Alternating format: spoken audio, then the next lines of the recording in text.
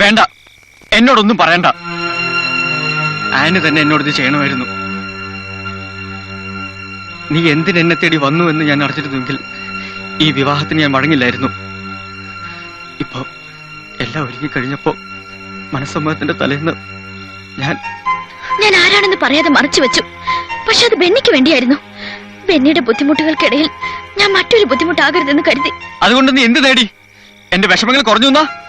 നിന്റെ വാശിയും തീരുമാനങ്ങളും വിലപ്പെട്ടതാക്കിയിട്ട് നീ ആരെന്ന് പറയാതിരുന്നപ്പോ എനിക്ക് നഷ്ടമായത് എന്റെ ജീവിതമാ. അങ്ങനെ പറയരുത്. വർഷങ്ങളായിട്ട് മനസ്സിൽ താലോലിച്ചത് നഷ്ടാവുമെന്ന് കണ്ട് വേദന ഇല്ലാഞ്ഞിട്ടല്ല. ഈ വീട് ബെന്നിക്ക് നഷ്ടാവാൻ പാടില്ല, കുട്ടികൾക്ക് നഷ്ടാവാൻ പാടില്ല. ഇപ്പൊ ഈ വിവാഹം നടക്കാതിരുന്ന എന്ത് സംഭവിക്കുന്നു ബെന്നിക്ക് എന്ന പോലെ എനിക്കും അറിയാം. അപ്പൊ ഞാൻ കരുതി ബെന്നിക്ക് വന്നു ചേർന്ന നന്മകൾക്ക് ഞാൻ ഒരിക്കലും ഒരു തടസ്സമാവരുതെന്ന്. ബെന്നി ഇപ്പൊ ഇത് അറിയരുതായിരുന്നു. ബെന്നിക്ക് നല്ലത് വരണമെന്ന് ഞാൻ എപ്പോഴും ആഗ്രഹിച്ചിട്ടുള്ളൂ. അതുകൊണ്ട് ഈ മനസ്സമ്മതം നടക്കണം. നാളെ ഞാൻ പോവും.